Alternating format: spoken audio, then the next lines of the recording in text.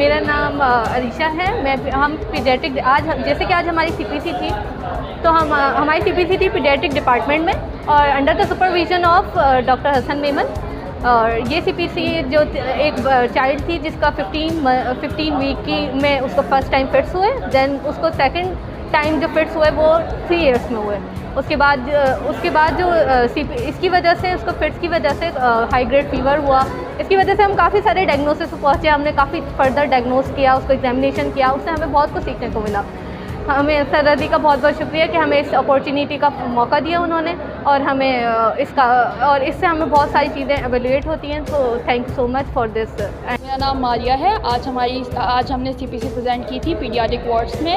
हमारा केस था kwashiorkor with cerebral palsy with microcephaly. इसमें जो पेशेंट आया था वो 3 साल का था, लेकिन उसको जो है जब पैदाइशी नियोनेटल पीरियड चल रहा था उसको और टॉर्च इन्फेक्शन की वजह से उसको मेनिंजाइटिस हुआ, इंसेफेलाइटिस हुआ। उसकी कॉम्प्लिकेशन की वजह से उसको फिट्स हुए, जिसकी वजह से वो हॉस्पिटल में 4 से 5 दिन रहा था।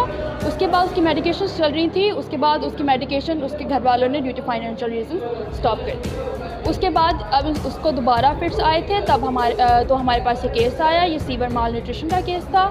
इसमें बच्चे को दोबारा फिट्स हुए थे और हमने काफ़ी DTs रूल आउट किए थे, जैसे कि टर्नर सिंड्रोम हमें सस्पेक्ट हुआ था, बट हमें अल्ट्रासाउंड पर इसकी फाइंडिंग्स नहीं मिली। हमें एम्बिग्यूअस जेनेटिलिया नहीं मिला, इस वजह से हमने वो एक्सक्लूड कर दिया। इसके अलावा हमने दूसरी भी फाइंडिंग्स की थी, बट उसकी हमें कोई क्लिनिकल बेस्ड लैब बेस्ड कोई फाइंडिंग्स नहीं मिली, इसलिए वो हमने एक्सक्लूड कर दिया। और ये हमारा आज का